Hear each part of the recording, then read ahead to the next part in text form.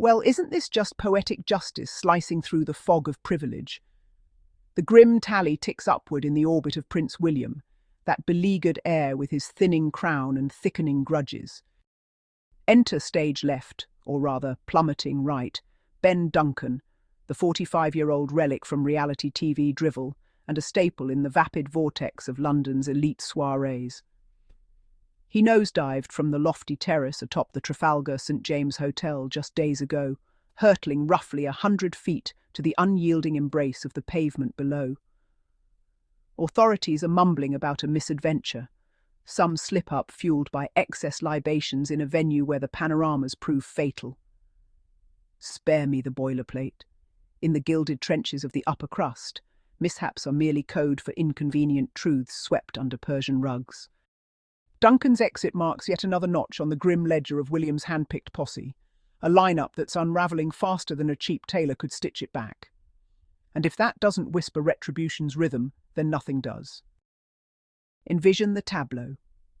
A crisp autumn evening in 2025. London's mist weaving through the spires like a conspirator's sigh.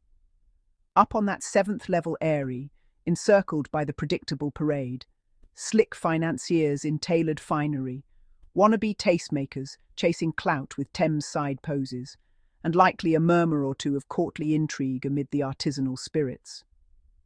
Seconds tick by. Duncan's clinking glasses to yet another year evading actual labour.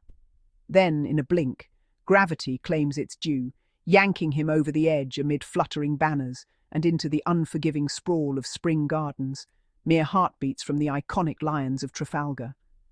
Emergency crews arrived swift but, futile. Pronounced gone at the scene. 45 years young, primed for more decades of networking and nonsense, yet vanished in a vertigo-inducing instant. With his departure, a vital knot loosens in the tattered web of William's vaunted close-knit cadre, that smug fraternity of blue blood leftovers who regard existence as their bespoke buffet, devouring delicacies while the masses gnaw on scraps. So, pray tell, what manner of creature was this Ben Duncan? Far from a beacon of benevolence or trailblazer in the arts, he embodied the archetype of the silver-spoon slacker, meandering existence on gusts of legacy wealth and pilfered prominence. Hailing from pedigreed stock, lineages laced with Highland holdings and Threadneedle Street thrones, Duncan wafted into the hallowed halls of St Andrews University during the dawn of the millennium, as if the campus were his birthright. And truth be told, it might as well have been. This was the era he hooked into the duo of William and Kate Middleton, those starry-eyed scions honing their regal veneer post their jaunts abroad. For the blissfully oblivious, St Andrews transcends mere academia. It's the velvet incubator where monarchs-to-be buff their diction and rehearse banal banter.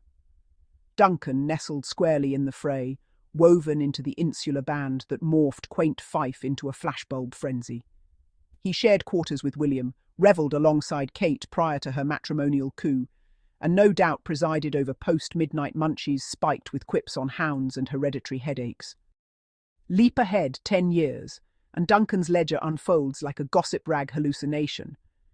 He dabbled in posing, moody glares for brochures gathering dust on shelves, and then swerved toward charitable endeavours, translating in his lexicon to schmoozing at fundraisers for plights he'd sidestep in the streets. The crown jewel, though, his 2010 stint on Big Brother UK. Precisely, that Duncan, the one who sashayed into the enclosure, flaunting his Oxbridge sheen and a grin oozing, "I winter in Tuscany, darling." He endured a solid stretch, igniting tempests with his aristocratic airs and dalliances that mesmerised and repulsed the audience in equal measure. Merely sampling the vibe, he'd purr to the hidden lens, as though debasing oneself on prime-time spectacle equated to enlightened exploration. Afterward, he ricocheted across the capital's nocturnal underbelly, akin to a cue ball in a silken snare, West End dens, Knightsbridge bashes, the full spectrum of fermented folly. He mingled with sirens, B-listers, and the stray aristocratic cameo. Duncan transcended mere acquaintance. He was infrastructure, the sort William summoned for discreet bromances beyond the tiara's shadow. They captured moments at equestrian clashes in 2013, beaming like fools in synchronized slacks. Whispers suggest Duncan graced Windsor wingdings, murmuring indiscretions over heirloom whiskey as Kate orchestrated the flawless fate. Yet here's the festering core, where William's merry band reeks of curdled foie gras. This wasn't a bastion of brotherly purity hammered out in seminars and suds. Nay, Duncan's ilk, and William's by proxy, formed a serpent's lair of arrogance, where allegiance equated to skewering interlopers foremost and pondering posterity later. Upper echelon London. It's bare-knuckle brawling, sweetheart, and Duncan's faction fought foul. Powder-laced frolics in Chelsea cellars, liaisons that felled unions like felled oaks, and a breezy brutality toward the postcodeless. William, the follicularly challenged exemplar in the glare of flashbulbs, averted his gaze, or dived deeper. Recall the onslaught against the nascent Meghan Sussex era. Those venomous drips to the ink slingers, sketching her as the transatlantic intruder gatecrashing their high tea. Duncan, schooled in fabricated fables from his reality stint, surely smirked over ales as the bylines mangled Meghan into a melodramatic antagonist from a tawdry serial. Ah, but Retribution, it's not merely rapping, it's pirouetting on the threshold. Everyone recalls the ledger. Prince Harry and Meghan Sussex didn't merely abscond from the institution in 2020, they were harried forth like quarry in a chase. The malice William and his toady troop unleashed upon them was downright feudal. Treachery cloaked in fraternal affection, dished with a garnish of journalistic evisceration. Harry, the understudy who presumed to adore a sharp, mixed-heritage force unbound by protocol. They recast him as the pariah overnight. Murmurs from inner sanctum insiders, shorthand for William's murmur machine, nourished the Fleet Street fiends. Meghan Sussex, exuding grace and grit, earned tags of prima donna, plotter, treasure seeker ensnaring hapless Harry into forsaking fealty. Flashback to the bridal extravagance fiasco? Or the fresh off the boat from the hood barbs? Pure contrivance, with William's confidants yanking levers like marionette masters in a farce. Let's spool back the chronicle on the Sussex Chronicle, Harry and Meghan Sussex exchange vows in 2018, global hearts aflutter at the contemporary Conti. But William, the dome-headed do-gooder, couldn't stomach the luminary lunge. Leaks, faceless of course, hinted at his profound unease over the hasty nuptials, ignoring his own premarital cohabitation sabbaticals with Kate. Then the gestations, Archie's debut amid bigoted baying packs craving carnage, and the Sussexes pleading for bulwarks against the scribblers William had leashed. Their yield, silence from the elder sibling, trailed by a glacial abdication. The 2021 couch confessional with Oprah. Oh, that was the spark to the powder keg. Meghan Sussex stripped it naked. The seclusion, the implicit prejudices, the blatant animus from kin touting diversity, yet freezing the sole non-pale presence in the tableau. William's riposte? A soggy "we're absolutely not prejudiced" that flopped like a deflated souffle. His cronies, Duncan among the revellers, savoured it, clinking to the agitators tasting reprisal. Advance to the Sussexes, flourishing amid California's sun-dappled sprawl, streaming pacts, valorous ventures, Meghan Sussex erecting her dominion as Harry's healings unveil the throne's decay. Contrariwise, William's realm wilts like a drenched scone.